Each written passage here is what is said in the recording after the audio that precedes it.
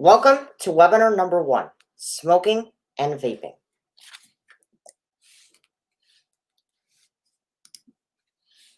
Smoking seems to be a problem of the past. After all, after the Surgeon General's report was published in 1964, smoking rates in the United States dropped significantly. However, now public health experts fear that there is a new epidemic, which might reverse the progress we have made. This is the vaping epidemic. But hey, you're a parent. What can you do? After all, teens are known for being very rebellious.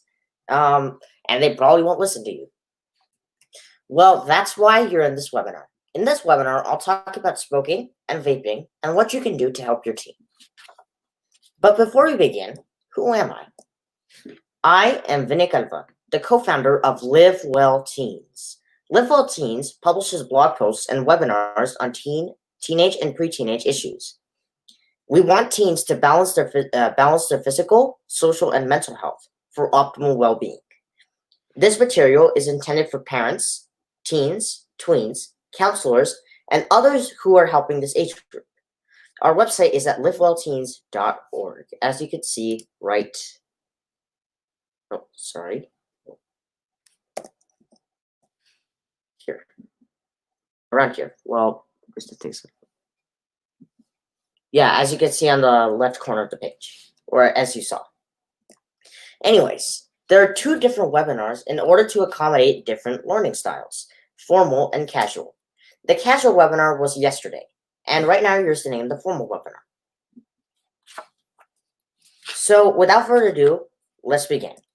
I'd first like to talk about the main idea and the main concepts we'll be covering in this webinar, and then we'll begin. The main idea: smoking is a problem that can be solved in actionable ways. The main concepts. So if this seems like a lot to read, I'll go through it with you.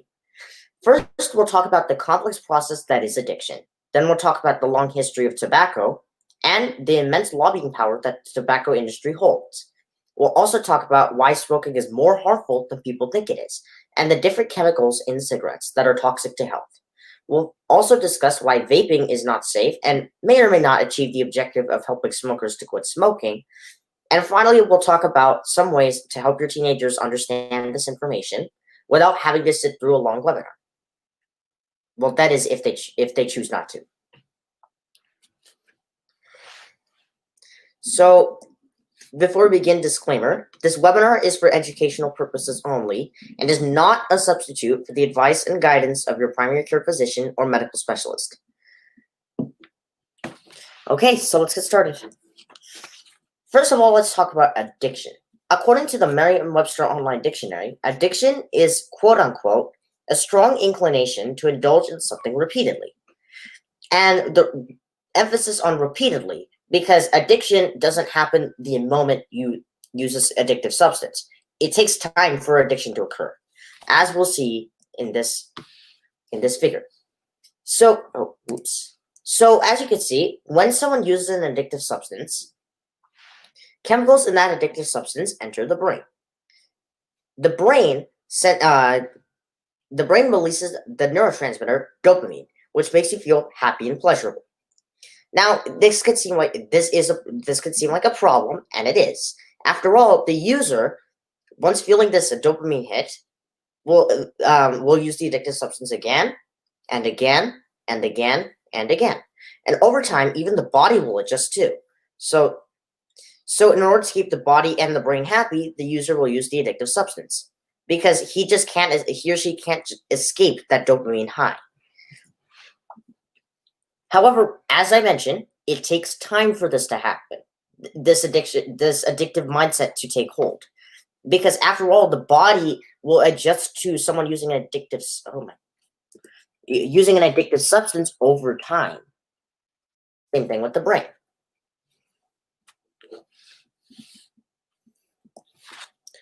Okay, so let's talk more about dopamine, the neurotransmitter. Dopamine provides feelings of pleasure and satisfaction. The more tyrosine and magnesium is in your body, the higher your dopamine levels will be. Sleep hygiene also increases dopamine levels. However, remember that dopamine dopamine from these sources is a healthy level. That is, if you're getting proper sleep and you have high levels of tyrosine and magnesium in your body, you have a healthy level of dopamine. But when you use an addictive substance, your brain is flooded with an unhealthy level of dopamine. But that doesn't make dopamine all bad. In fact, dopamine deficiency can cause Parkinson's disease, and your system activity depends on your ability to receive information from your dopamine receptors. So dopamine could be controlled compared to cholesterol. While you need cholesterol, having too much in your arteries can increase your risk of heart disease significantly.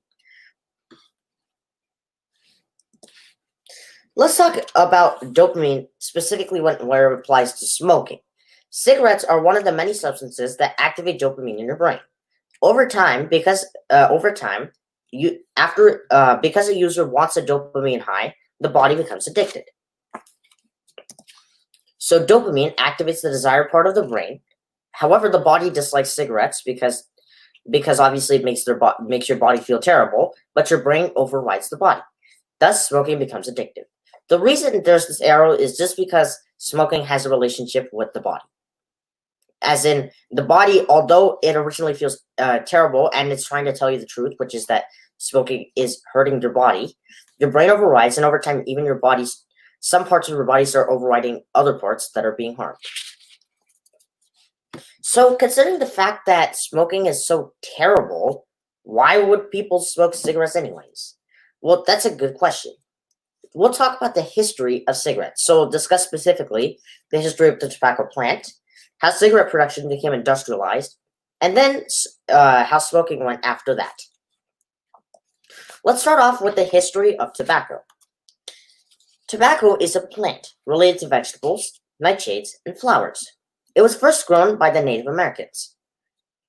As you might know, Christopher Columbus, a Spanish explorer, was one of the first people to come to America. He wasn't the first, though. But that's a topic for history. But anyways, because Columbus was from Spain, Spain and Portugal were the first two countries to be introduced to this plant. And then smoking increased in Europe. Then people came to America. And over time, the population of America grew and smoking rates increased and increased and increased. We'll talk more about that in a bit. But why did smoking rates increase so quickly? Well, the rate of smoking was low at first and reserved for the rich.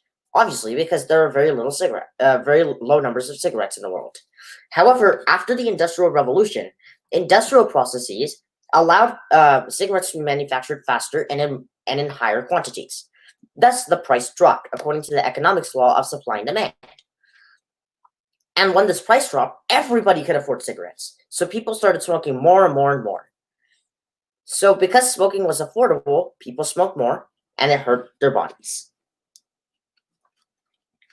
Now let's talk about the Surgeon General's report. For those of you who don't know, the United States Surgeon General is basically a major health official in the United States, although you don't see him much in the media. This is the most famous Surgeon General's report because it was written in 1964 and it confirmed the association between cigarette smoking and lung cancer risk. It caused massive declines in smoking rates, and the tobacco industry declined, although it still remains powerful, as we'll discuss now. Big Tobacco is a casual/cult name for the tobacco industry, and lots of money is invested into the U.S. government, even today. As you can see, even as late as 2017, the tobacco industry was funneling almost $5 million in lobbying the United States government. Even in 2010, they were still using $21 million to lobby the U.S. government for their interests. Now, let's talk about the design of a cigarette. Cigarettes are designed to be addictive, although this innocent design might not seem like that. So, as you can see, the tobacco blend is not on the outside; it's actually deep inside. It's surrounded by permeable paper that's supposed to protect it. This tippling paper over here contains filter holes that are supposed to remove contaminants. However, you could say that these contaminants are not well removed. And this tippling paper surrounds the cigarette smoke as it exits. This ash is what you know from ashtrays. Now, cigarettes are actually more harmful than people think, as you can see here. These are just some of the consequences from the tar in cigarettes, and there are 500 plus chemicals in cigarettes. For example, lung cancer risk increases 78%. Chronic obstructive pulmonary disease risk increases 81%. Risk of heart disease increases 86%. Although stroke is a slightly lower 77% increase in risk. However, those are still very high risk. Those are still very high risk percentages. So don't smoke. So considering that smoking is so bad and is so addictive, why would anybody smoke? Well, there are many reasons. First, there's peer pressure. And no, although it's mostly associated with teenagers, adults and children are not immune either. Even if you're an adult, if all of your friends are smoking and they're very close to you, you might feel inclined to smoke in addition so that you can fit in with your friends. I mean, who wouldn't want to?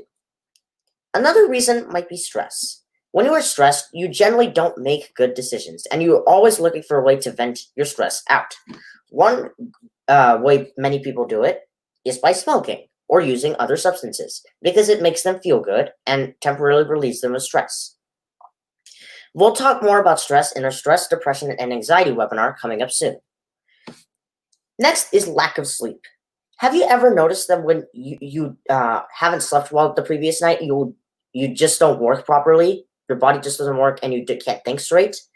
Well, some people smoke because they can't think straight, and thus they make silly decisions that they normally wouldn't. Another reason might be parental pressure. If one or both of your parents smoked throughout their life, you might feel inclined to do the same because, hey, your parents are the most important people in your life. And finally, there's lack of self-control. If you cannot control yourself, then it's quite hard to make good decisions. And when you can't make good decisions, you do things like smoke. But that's not to say there aren't other consequences of smoking. There are legal consequences. In the United States, if you are caught smoking under the age of 21, you can be fined $1,000 and you can be sent to a tobacco education programs. In addition, some of your licenses may be revoked. But there isn't only legal consequences. There are athletic and dental consequences too. For anyone who wants to be an up-and-coming athlete, please don't smoke because it significantly impairs your breathing and prevents you from playing sports. And for those of you who who don't want teeth problems, well, don't smoke either because smoking can cause your teeth to turn yellow and smell horrible. And obviously, that's pretty much a social consequence too. Let's talk chemicals and contaminants. These are some of the main ones that are found in cigarettes. However, as I mentioned previously, there are over 500 different chemicals found in cigarettes. I will be talking about 13, and these are the four most important: lead, nicotine, acetaldehyde, and formaldehyde. Lead is a compound that is found in paint in houses built before 1978 in the United States and in lead water pipes. Lead intake can cause brain, kidney, and reproductive damage, stomach problems, and anemia. Nicotine can cause smoking addiction, vomiting, depression of the central nervous system, seizures, and growth retardation. However, before I continue, I would like to note that there are small amounts of nicotine in some vegetables in the nightshade family. However, the concentration of nicotine in these vegetables is so small that it's impossible to discern. The concentration in cigarettes is much, much higher than the concentration found in any nightshade. Acetaldehyde is a carcinogen, and formaldehyde is also a carcinogen that can damage your digestive system, skin, and lungs.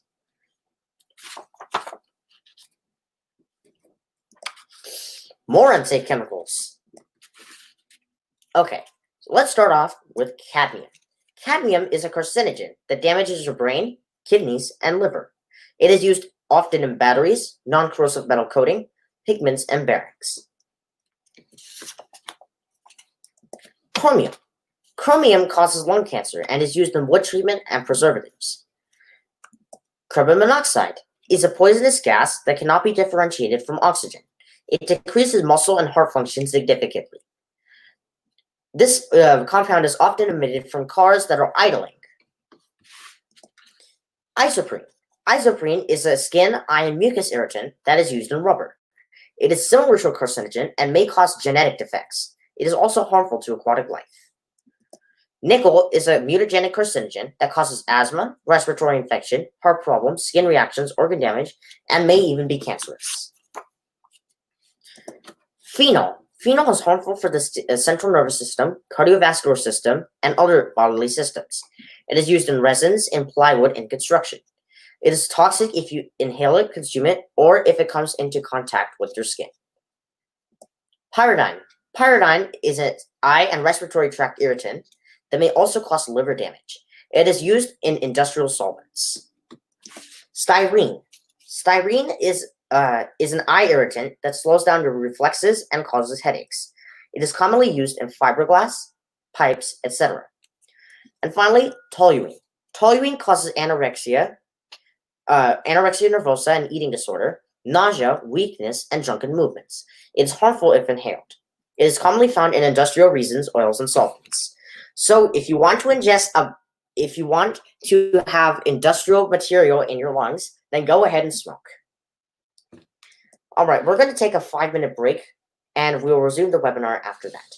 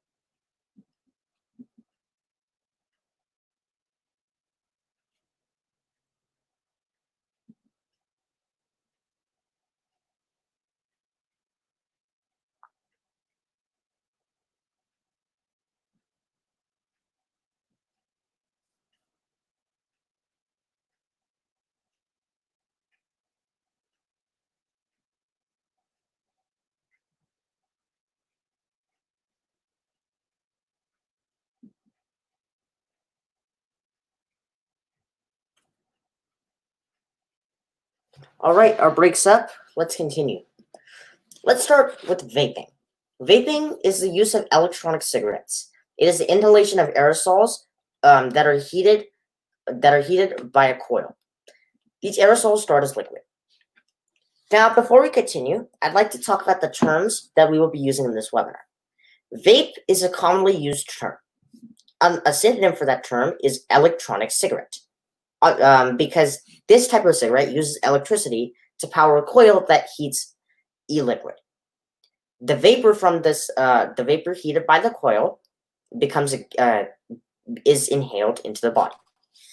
In research, these systems are often called electronic nicotine delivery systems, although not all vapes deliver nicotine.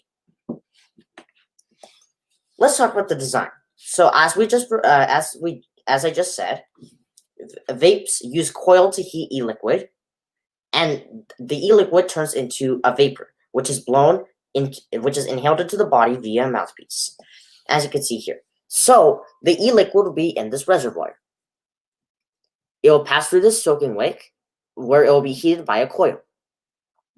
And after the vapor is heated by a coil, this e-liquid will be emitted out through the reservoir and out the mouthpiece. And there's obviously a battery to operate the coil and an on and off button. Now, there are many different types of vapes. And we'll talk about some of the common ones. There are first generation vapes, also called cigalikes, because as you can see, it looks a lot like a cigarette. They are similar physically to a cigarette, but are disposable and or rechargeable. They are less expensive than regular cigarettes, but have a low battery life. Second generation vapes look nothing like a cigarette. They actually look more like a pen that you would write with.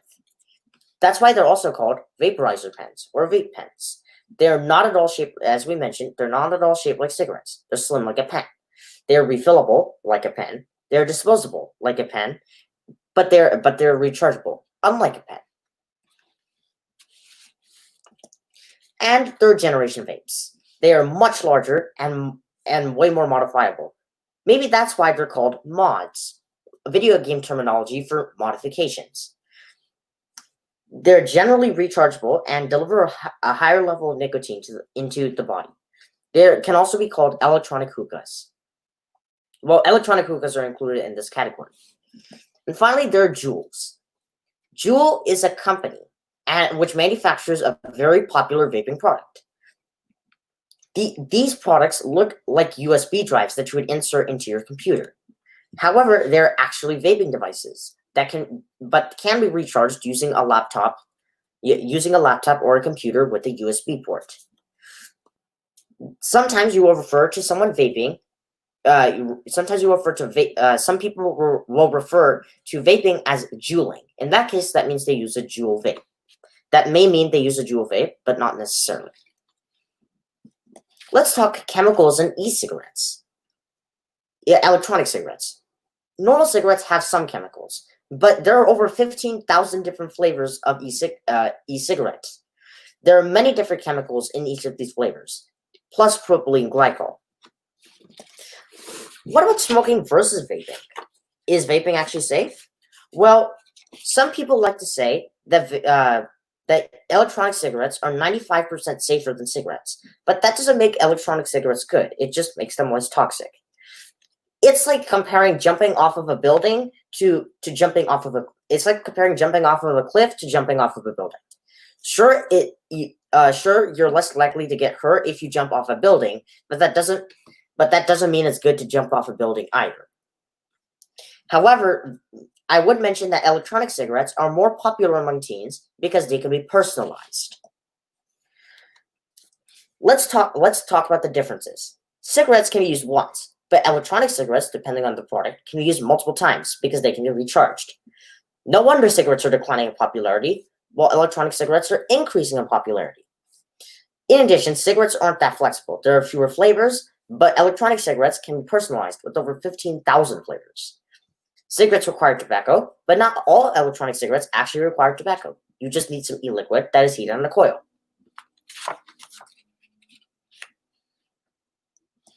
No wonder. as the U.S. smoking rate has fallen to a record low of 16% in 2018.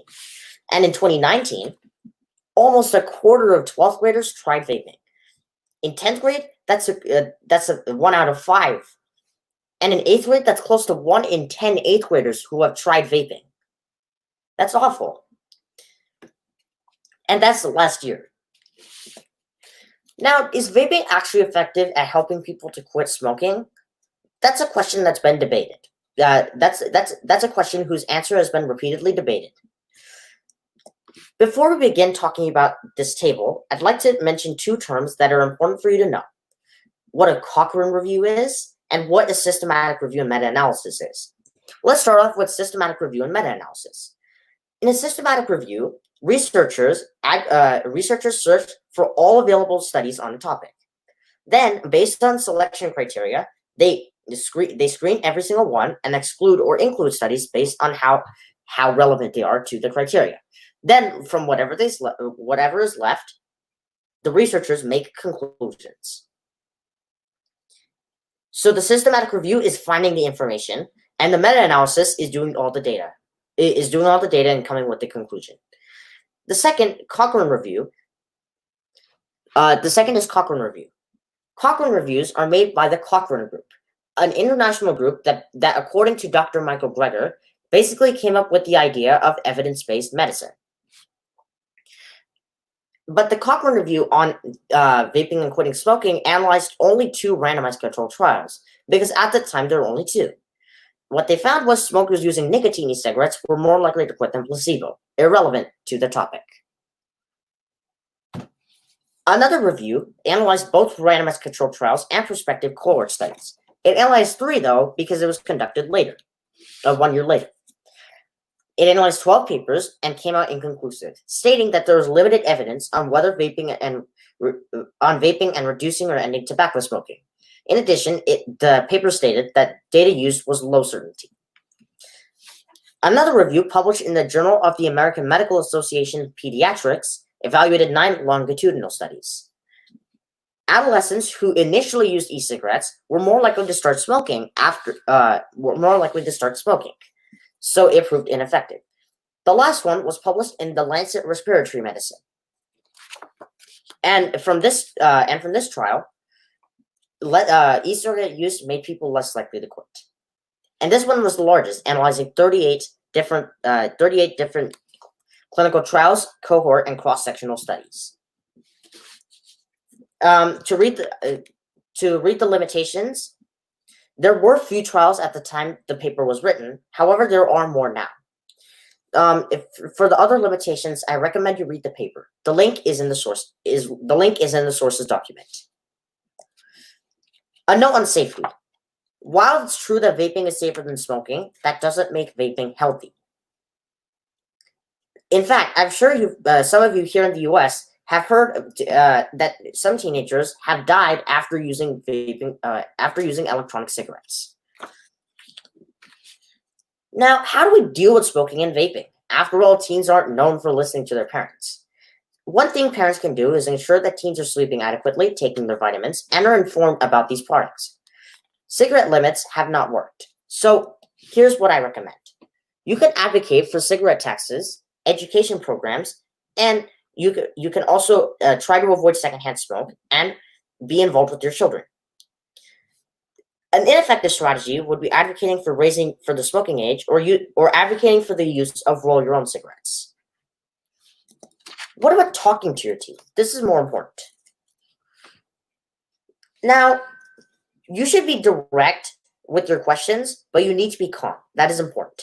Because if you get angry, your teen is likely to withdraw and not give you the info and not speak to you about the problems.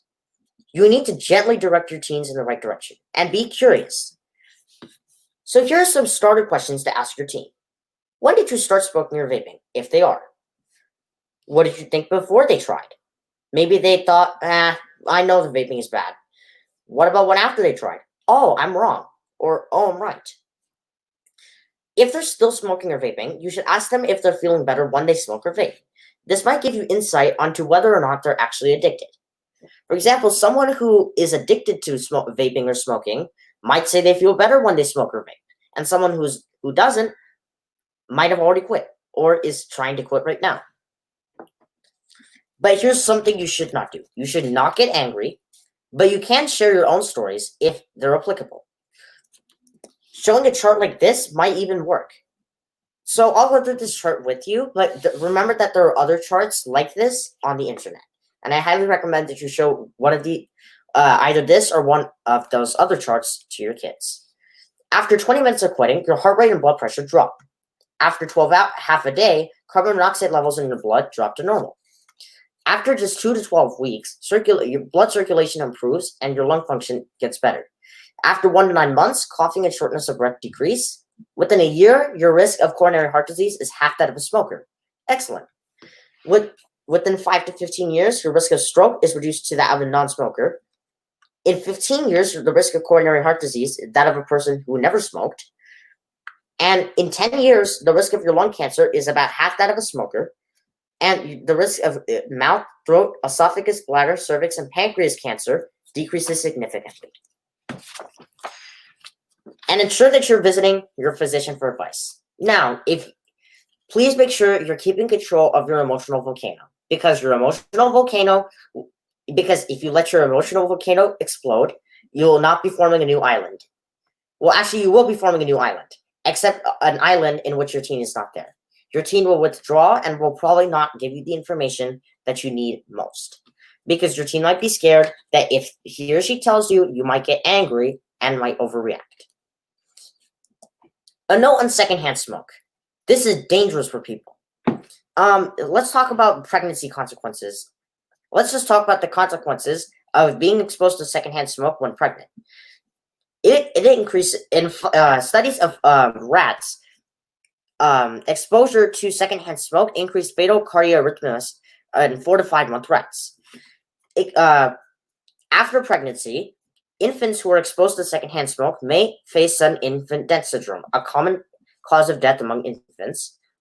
Low birth weight, decreased head size, UPT illness, respiratory and a higher risk of respiratory and non-respiratory illness. In addition, adverse behavioral outcomes, conduct disorder, and ADHD are also likely. But that's just for those who are pregnant. There are other consequences for others. A note on vitamins. Make sure that your teen is consuming whole food fats. Consumption of vitamins A, C, etc. also helps to lower risk because it makes your teens happier and healthier. So, in conclusion, we talked about the complex process that is addiction.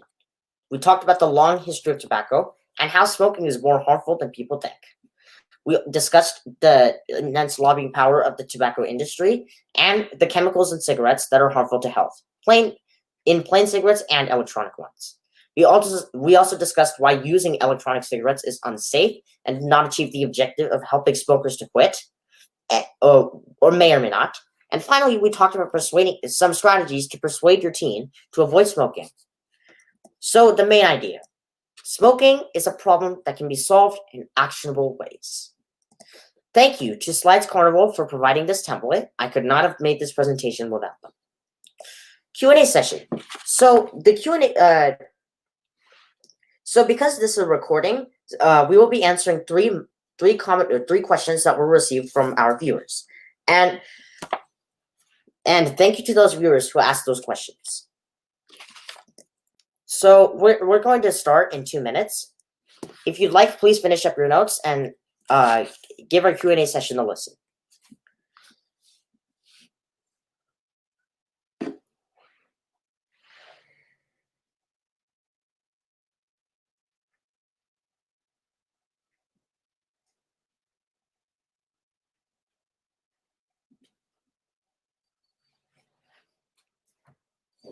Oh, and by the way, if you don't want to listen to the Q&A session, thank you for attending this webinar. I'll see you next time.